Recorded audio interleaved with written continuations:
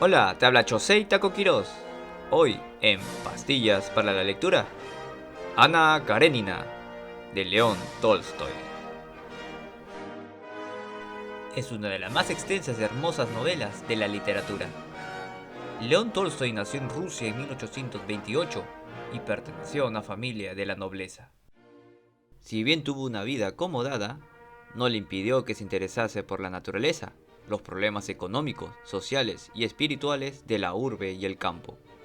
Todo ello se vio marcado en su obra literaria, incluyendo a Ana Karenina. Pero esta novela es en sí una trágica historia de amor. A diferencia de Madame Bovary, el adulterio se descubre en el desarrollo de la historia y no al final, dejando en manos de los protagonistas sobrellevar ello y lo que puede significar el adulterio para la sociedad rusa de aquella época.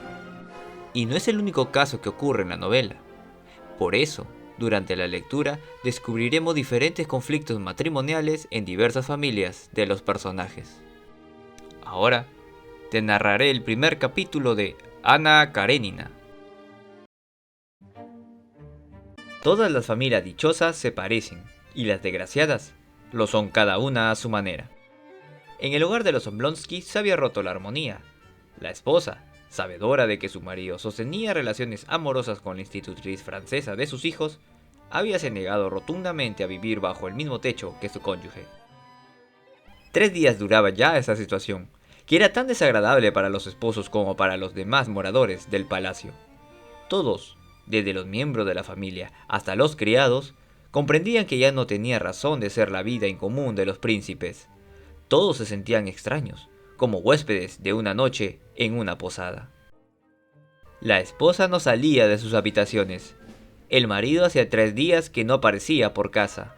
Los niños, abandonados, correteaban por las estancias. La institutriz inglesa, tras algunas palabras agrias con el ama de llaves, había escrito a una amiga suya para rogarle le buscase otro acomodo. El cocinero había desaparecido la víspera, precisamente a la hora de comer, y el cochero y la moza de cocina habían pedido la cuenta. A los 3 días de la ruptura, el príncipe Stepan Arkadich Oblonsky, Estiva, como le llamaban en sociedad, despertóse a las 8, como de costumbre. Pero no en la alcoba conyugal, sino en su gabinete de trabajo, tendido sobre un canapé de cuero. Deseoso de dormir un poco más, movió su robusto cuerpo, cambiando de postura, y apoyó la mejilla en la almohada. Mas se incorporó de pronto, y abrió del todo los ojos. Veamos, pensó, intentando recordar el sueño que había tenido. ¿Qué he soñado? Ah, sí, ahora me acuerdo. Que Aladdin daba un banquete en Darmstadt. Pero, en mi sueño, Darmstadt estaba en América. Servían los manjares en mesas de cristal. Y los comensales cantaban El mío tesoro. No, no era eso. Cantaban algo más bonito. Y había en las mesas unas garrafas muy chiquitas, que eran mujeres. Brillaron de gozo los ojos de Stepan Arkadich. Sí, se dijo sonriente. Paradisíaco. Ahora que, despierto, uno no recuerda todo y no sabe contar las cosas bien.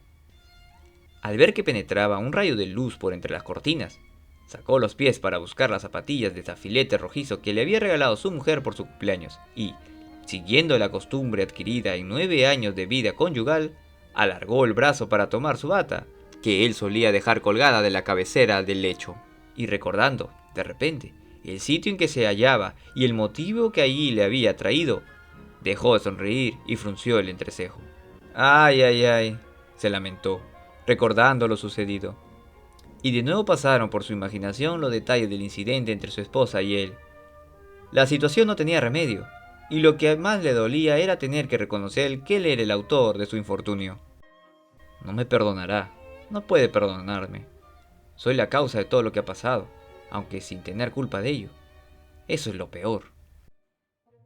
Había vuelto del teatro muy alegre, con una pera muy grande que había comprado para obsequiar a su mujer. Como su esposa no estaba en el salón, había entrado en el gabinete y, sorprendido de que no estuviera en esa pieza, había pasado a la alcoba. Allí estaba Dolly, con el billete que le había enterado de todo. Sí, allí estaba Dolly, aquella mujer que él tenía por perfecta ama de casa, que no paraba de trajinar, un poco corta de entendimiento. Estaba sentada, inmóvil, con la esquela en la mano, mirándole con expresión de desesperación, de espanto, de indignación. ¿Qué significa esto?, había preguntado Dolly repetidas veces, mostrando la esquela. Como a menudo sucede, el recuerdo más ingrato que conservaba Stepan Arkadich no era la actitud de su mujer, sino la suya. Había sellado en la situación de quien, convencido de haber cometido una acción fea, no sabe adoptar la expresión que demandan las circunstancias. En vez de negar, de disculparse, de pedir perdón, de fingirse ofendido o indiferente, cuanto más le hubiera valido hacerlo, se había sonreído. Había sonreído sin él quererlo, y Stepan Arkadich, que era muy aficionado a leer libros de fisiología, pensaba, a la sazón, que aquella sonrisa había sido una acción refleja, que aquella sonrisa había tenido que parecer, por fuerza, una sonrisa boba. Él no podía perdonarse aquella sonrisa, porque había causado a Dolly un estremecimiento doloroso. Su esposa, dejándose llevar por su carácter irascible, descargó sobre él un torrente de duras palabras, salió de la alcoba y no quiso volver a hablar con él. Todo ha sido por la maldita sonrisa, pensaba el desesperado Oblonsky. ¿Qué puedo hacer ahora? ¿Qué puedo hacer? Si tuviera que calificar esta novela con una palabra sería bella. Eso fue lo que me hacía sentir, por lo que coincido con que la novela podría ser la más hermosa artísticamente del autor. Casi 4 años le tomó a León Tolstoy escribir Ana Karenina, una historia de más de 800 páginas, considerada la novela social más grande de la literatura rusa. Y es que cuando terminas de leerla, luego de tanto tiempo, uno siente que ha estado fuera de la vida real, como si ese viaje a la Rusia del siglo XIX haya concluido y nos haya dejado un vacío. Muchas gracias por llegar hasta aquí. Si te gustó, compártelo, para que más personas se interesen en este libro. Y nos vemos en el siguiente video de Pastillas para la lectura.